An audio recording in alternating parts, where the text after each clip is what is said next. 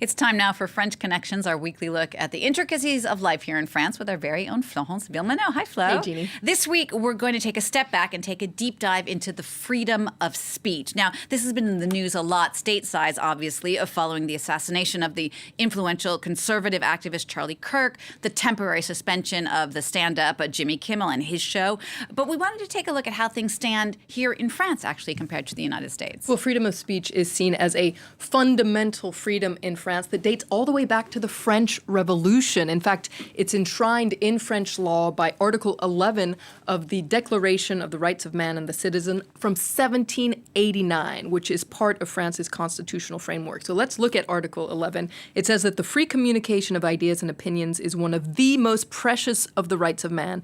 Every citizen may accordingly speak, write, and print with freedom, but shall be responsible for such abuses of this freedom as shall be defined by the law. So as you can see, there are limits in France. Right, and the European Convention on Human Rights also protects freedom of expression in France. And like in many democracies, freedom of expression is not absolute. You can't say anything you want to say. What are some of the things that are actually punishable by French law? Well, there are strict laws, particularly the freedom of the press law from 1881, which is often described as liberté surveillée. So a supervised freedom, because while it grants wide-ranging freedom, it also sets very strict legal limits regarding, for instance, defamation or insults. For instance, if you attack someone's honor or reputation, particularly when it comes to their ethnicity, religion, sexual orientation, or even if they have a handicap. And this is where it's very different from the United States, where hate speech is actually protected by the First Amendment. And you can also see there are strict legal limits when it comes to incitement of hatred or violence with, say, racist or anti-Semitic or sexist or even homophobic speech. There is a big difference in France between targeting ideas and targeting people. Just listen to the late Christophe Deloire when he was the Secretary General of Reporters Without Borders. Il n'y a aucune raison que je sois empêché de rire de telles pensées, de critiquer telle croyance. En revanche, le droit français condamne les atteintes aux personnes, les appels à la discrimination, les appels à la haine. Now, if you say something illegal in France, you can be fined or even face a prison sentence. And there have been some very high-profile examples of this. For instance, the actress Brigitte Bardot, she has been fined several times for racial discrimination, or even the stand-up comedian Dieudonné. He was fined and received prison sentences, same thing for racial discrimination.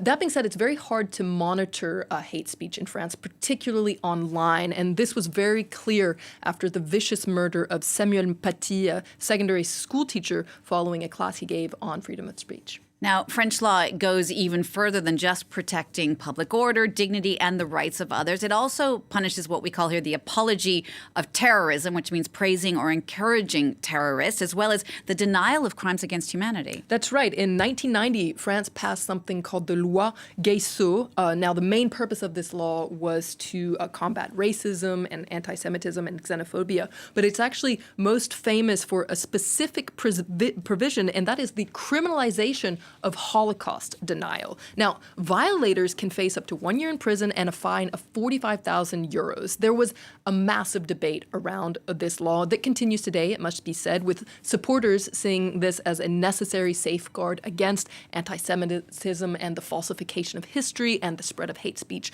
But critics say this restricts freedom of expression and, history should not be legislated. It's up to historians to really set things straight. Dans un État démocratique, on ne fait pas de loi qui qualifie le passé, sauf dans les États totalitaires. Et la France a été la seule jusqu'à présent à se lancer dans cette dérive législative.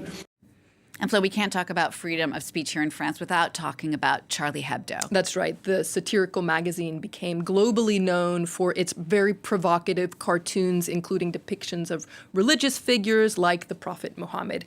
And publishing these cartoons, we must remember, is legal here in France because, even though they might be very offensive to some people, there are no blasphemy rules here in France. It's not a crime, for instance. Now, you'll remember in 2015, terrorists murdered murdered 12 people at Charlie Hebdo's offices. And this tragedy sparked a movement in defense of freedom of speech that was really, I guess you could say, could all come down to this expression du jour that I chose, Je suis Charlie. We saw people coming out saying, I am Charlie, really to show just how much they wanted to defend freedom of expression here in France, but around the world as well. Now, interestingly, in the wake of the assassination of Charlie Kirk in the United States, people there started picking up this slogan, I am Charlie. That's right. They're saying, I am Charlie. And it's interesting because some people here in France have taken offense to that, while others argue, whether you agree with him or not, Charlie Kirk also was a defender of freedom of speech. But this tale of two Charlies